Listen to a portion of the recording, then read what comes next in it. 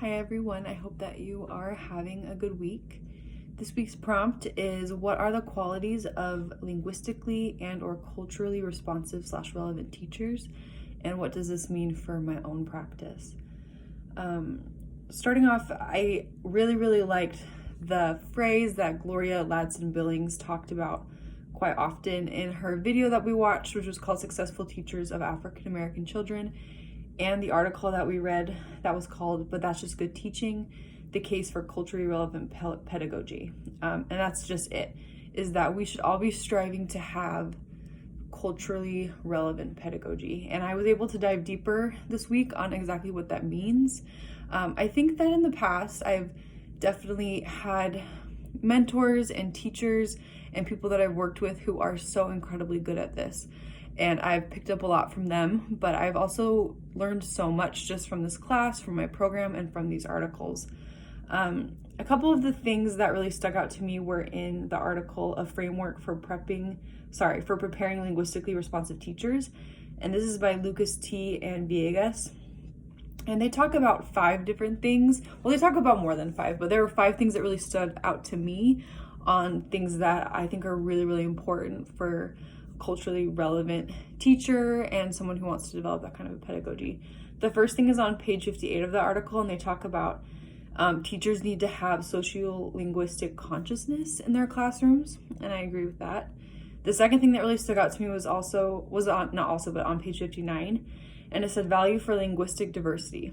This is so incredibly important. At the first school that I taught at, that was so diverse, and most of the students there either spoke English, some of them spoke Chinese, and then I would say probably 85% of my students spoke Spanish as well, which was incredible.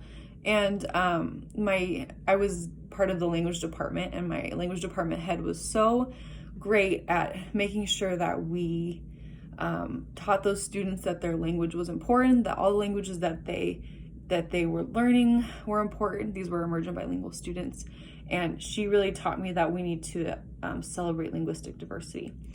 3 was on page 16. It's an inclination to advocate for our ELL students. This is so important. We have to advocate for them. We have to make sure that their needs are being met. 4 is on page 61. Learning about students' backgrounds, experiences, and proficiencies. I have so many stories with this on the importance of looking at a student and realizing that they are more than just what we see in the classroom, that there's so much to them, that they are so complex and diverse, and that when we get to know them, we get to know their families, we get to understand their culture and where they're coming from, we can be such better teachers. And the 5th one that really stood out to me from this article was scaffolding our instruction to promote our ELL students' learning. And as a Spanish teacher, but also as someone who's worked in ELL classrooms, I understand the importance of this.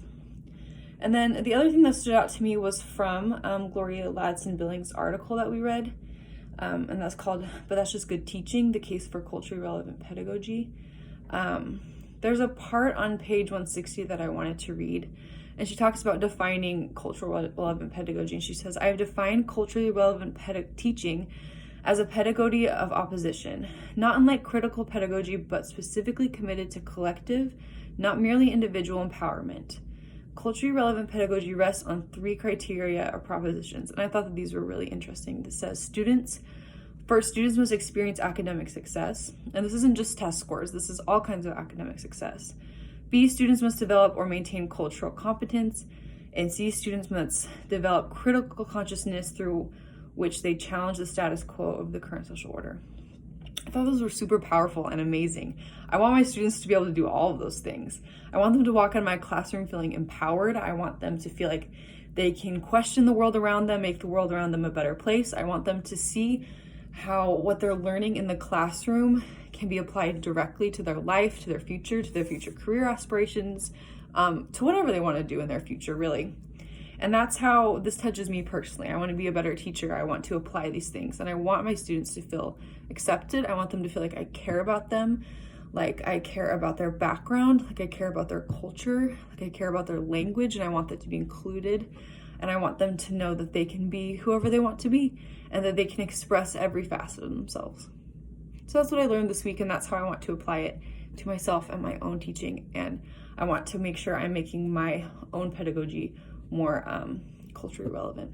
Thank you.